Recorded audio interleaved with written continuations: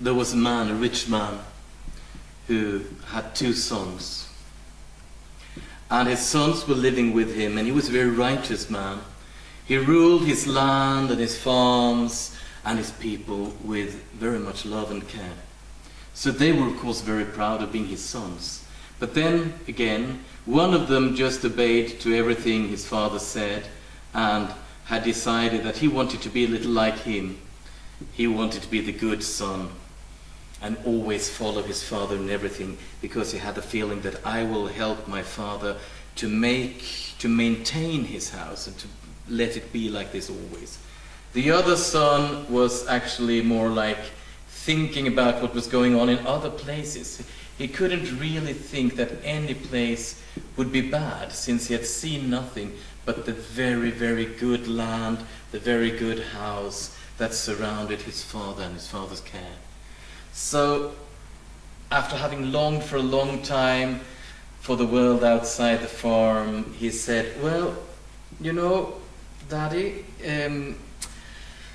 since this is a story about God really, and the Father is God, if some of you haven't noticed, that's actually the case, that this is God and this is how to be a child of God, each one in his way. And so this son says, you know, you tend to be the kind of person who lives forever, and I don't want to wait for your death.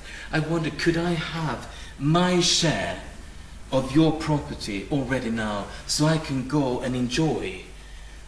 And the father finds this to be a very, very bad idea. But then again, he's the kind of father who says yes to everything, because he wants really to encourage the personality of his children. So even though it means that these enormous farms with all the people there everywhere around, that they have to be scattered and parted into two to make it possible for the son to have his heritage, well, that's the only way he can do it. So, of course, the father says that, well, I don't like this idea at all. It's a very bad idea, and I don't think it will be the best for you, but you do what you need to do. And the son gladly accepts to take the money that's his, and so he leaves the house of the father, and the son who wants to be there and help always, and goes away to another part of the world to see how much he can enjoy everything that he inherited from his father.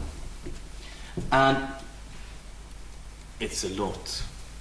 He got very much with him, and as he comes to a new country, he gets very, very popular among the guys he meets, because he's the person who will spend all the time, because there's so much to spend. And he feels so strong because he's his father's son, and he's proud of himself, and there's a lot of joy and happiness and love around him. But after a while, since nobody's really receiving what he's got in his heart, but just receiving his money and nothing else, he's running out of the heritage. It is coming to an end. And after a while, there's a shortage of resources, because everybody wants to spend, but they don't want to receive the few gifts that actually grow when you give them. They want to consume and nothing else. So when they realize that he's poor, there is nothing left of the things we really wanted, just the things he wants to give, then they realize we better leave this guy. He's a failure, he's a loser, and he will not be able to help us anymore. So all of a sudden, he's all alone. And in this country where he's alone, he realizes now, when there is no money left, that he's a stranger. And nobody wants him. Nobody wants him to be there. Nobody wants to help him. Nobody even wants his help.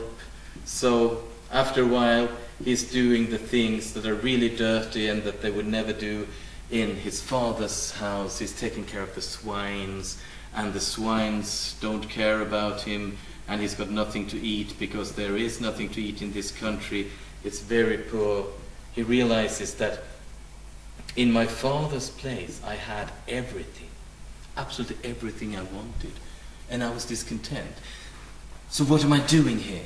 If I were one of the poorest workers in my father's house, I would keep a better life than I do here. So he decides to go home. To go home and tell his father that I have sinned against you, against heaven. I do not deserve that you call me your son, but please receive me as one of your workers. And he comes walking, repeating this mantra-like saying that I do not deserve to be called your son. Please just receive me as one of your workers. And he does not feel good about coming home. Yet he realizes that he needs the house of the Father. The house of the Father is restored, it has grown as much as his own property has diminished. There's nothing left of his. This has grown again. And then he sees in the distance some small dot growing bigger and bigger and bigger. And then he realizes it's his father, who runs out to greet him. And the father is so happy that he sees his son again. He comes running towards him, and he doesn't even have the time to say, yeah, father, yeah, right. I do not deserve to be your son, and so on, because the father is everywhere around and so happy to see him. So there is no way he can even give words to his repentance. His son is back. The father is happy. And it's time for the big welcome home party. And as they're sitting in the welcome home party, the other son, who has stayed there all of his life, always tried to keep the house the way the father wants it, he realizes that his brother has come home. His brother is celebrated as a hero. When he comes home after having spent his property, has spent the love on people who didn't deserve it, and now he's home, and he is celebrated. And then the brother does not want to go in to the party. He says, no, I'll never do that. And his father comes out and says, no, what's wrong? Why don't you want to celebrate your brother? Look, he's back. He's been away for a long time and now he's back. Why don't you come and celebrate with us, please? And then the son says, no, I don't want to do it because you never did a celebration for me. And then the father says, look, everything that's mine is yours. And you spent all your time together with me. Please come in and let us celebrate, because your brother was dead, but he's alive. And probably they go in to celebrate together. But they leave the question with us. Who are you?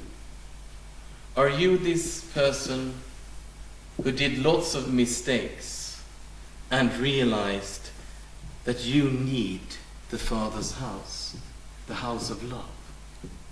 That you can't live without it. There is no other place where you feel as good as there. Or are you this person who thinks that the Father's house needs you? That the house is in need of your service? Who are you, the one who knows that he needs the house, or the one who thinks that the house needs him? And will you be, so to say, the matter of a big celebration before you realize that this is the right attitude to keep? Please, just let me be in your house, whoever I am. If I'm right, if I'm wrong, if I'm committing lots of mistakes all the time or not, just let me dwell in your house, because it's the only place where I find peace.